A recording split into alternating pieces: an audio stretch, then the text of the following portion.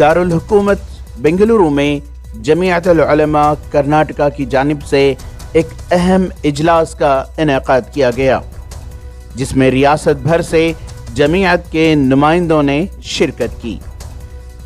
اجلاس میں ملک و صوبہ کرناٹکا کے موجودہ پیچیدہ صورتحال پر غور کیا گیا۔ علاوہ ازیں جمعیت کی کارگزاری کو عملی میدان میں مزید بڑھانے و مستحکم کرنے پر بحث کی گئی۔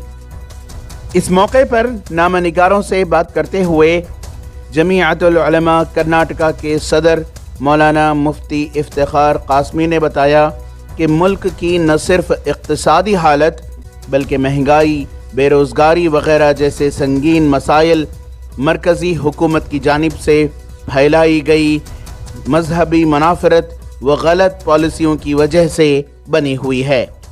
ملک میں جو فرقہ پرست طاقتوں کی جو مرکزی حکومت ہے، اس نے اپنے مینیفیسٹو میں کیے گئے وعدے پر ایک کام بھی کیا نہیں۔ اپنی اس ناکامی کو چھپانے کے لیے اس نے جو ہے ملک میں فرقہ پرستی کا زہر گھولا ہے اور اس میں شدت برت رہا ہے۔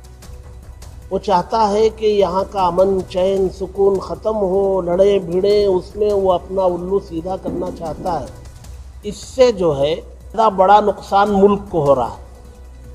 آپ کی فرقہ پرستی سے، آپ کی دشمنی اور عداوت کو فروغ دینے سے، ایک دوسرے کو لڑانے اور بھڑانے کی کارروائیوں سے سب سے پہلے ملک کمزور ہو رہا ہے، اس کی بنیادیں کمزور پڑ رہی ہیں۔ نقصان کسی طبقے کو بعد میں ہوگا۔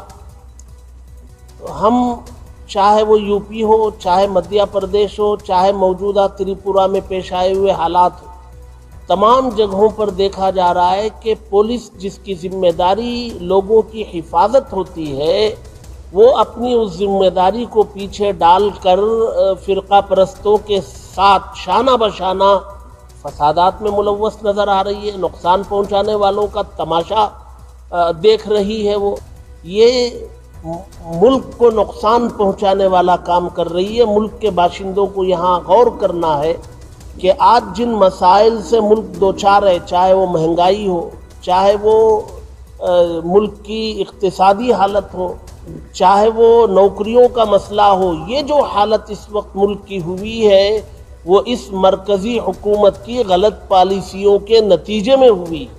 ای ٹی وی بھارت کے لیے بنگلور سے رفیق جبار کی رپورٹ۔